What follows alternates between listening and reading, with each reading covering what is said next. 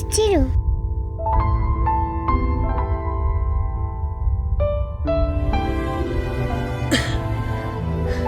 মা আসতে যাবে কেন? মা তো আমাদের সঙ্গে সব সময় আছে। তাহলে বলিস কেন যে মা তারের দেশে আছে?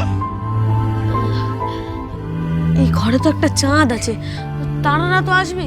কে চাঁদ? ও মা, আমার বোন, আমার মিষ্টি বোনটা তো একটা চাঁদ। দাদা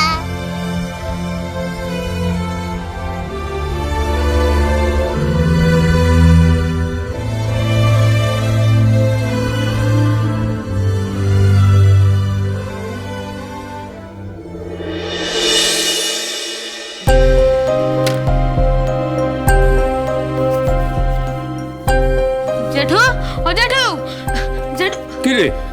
ও জেঠু, জেঠু আমার বাজারের টাকাটা দিয়ে দেবে? আমি চট করে বাজারটা করে আসবো, নাহলে আবার দোকান খুলতে দেরি হয়ে যাবে। দাঁড়া দাঁড়া দাঁড়া, দিচ্ছি। ও তুমিও তো বেরোচ্ছ না? দাঁড়াও আমি রিক্সা ডেকে আনি। না না না, তোকে রিক্সা রাখতে হবে না, আমি হেঁটেই চলে যাবো। জেঠু তোমার তো বয়স হচ্ছে, তুমি এভাবে হাঁটাহাঁটি করো না।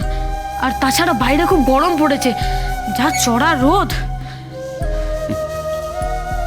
তুই একমাত্র আমার কথা ভাবিস, এ বাড়িতে আর কেউ ভাবে না রে।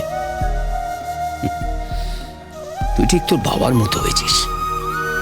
তোর বাবাও আমাকে তোর মতো শাসন করতো। বয়সে ছোট কিন্তু ভাবখানা এমন দেখাতো যেন আমার বাবা। বন্ধন, একটা কথা বলবো? কি বলো?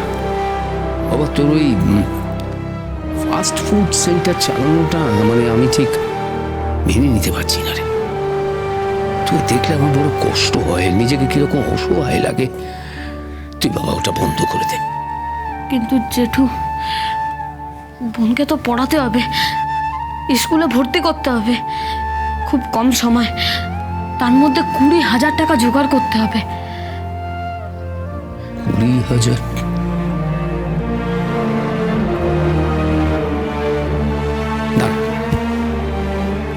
কি?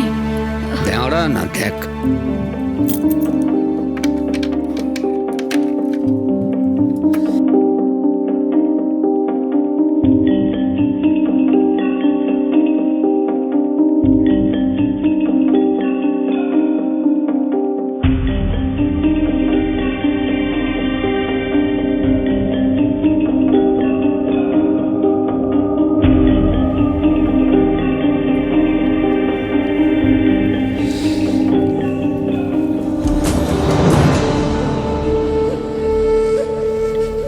কি?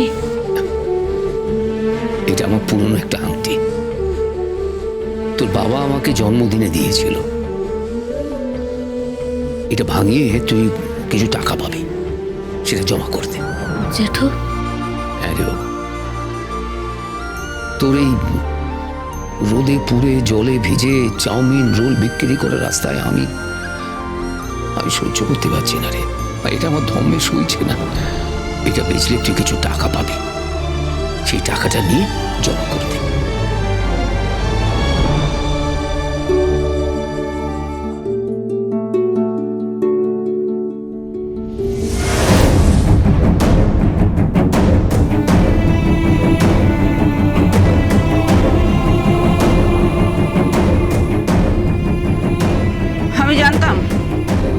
আমি জানতাম এরকমই কিছু একটা ঘটবে, তার জন্য আমি তৈরি ছিলাম।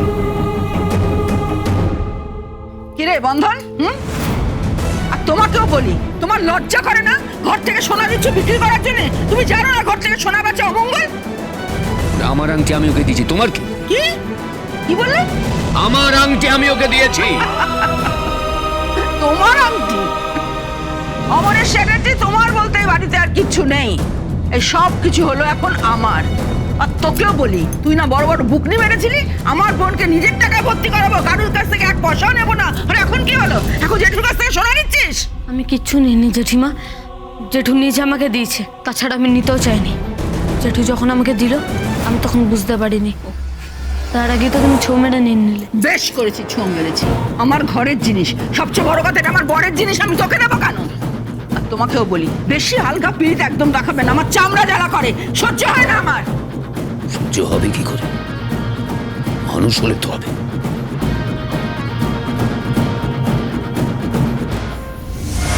কি কি বলে তুমি? আরেকবার বলো। আর তুমি অমানুষ, অমানুষ, কোনো মনুষ্যত্ব নেই তোমার। তোমার এত বড় সাহস, তুমি আমাকে? না জেঠিমা, একদম না। আমিও কিন্তু বড় হচ্ছি। তাছাড়া তুমি একটা কথা কেন বুঝতে পারছো না? জেঠুর তো বয়স হচ্ছে, তুমি এরকম ব্যবহার তার সঙ্গে করতে পারো না, পারো না। আমাদেরও তো খারাপ লাগে। জেঠুর ওপরে এই অত্যাচার বন্ধ করো, বন্ধ করো। মায়ের চেয়ে মাসির দরদ বেশি না? আমার বরকে আমি মারি ধরি যা খুশি করি, তোর তাতে কি? তুই যা, সরে গেল। কোথায় যাচ্ছ? চাবি দাও, চাবি দাও আমাকে, আলমারির চাবি দাও।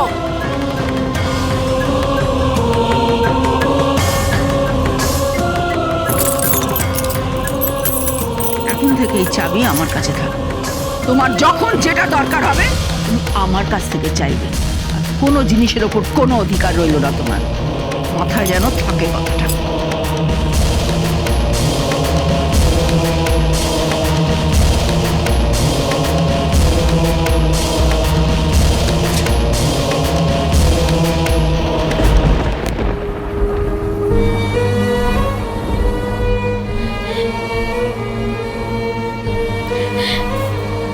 জেঠু,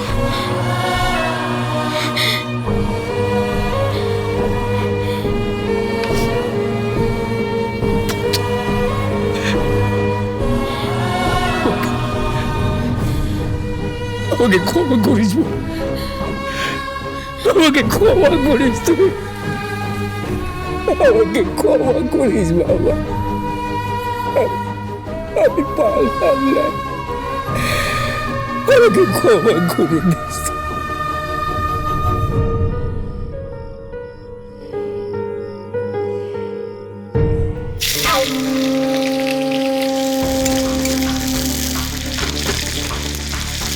লোকটার আদেকলাপনা দেখলে না আমার গা পিত্তি জ্বলে যায়। দুনিয়ার সবার প্রতি ওনার প্রেম ভালোবাসা আছে, একমাত্র আমি ছাড়া। নিজের বউ যেন ঘরের শত্রু।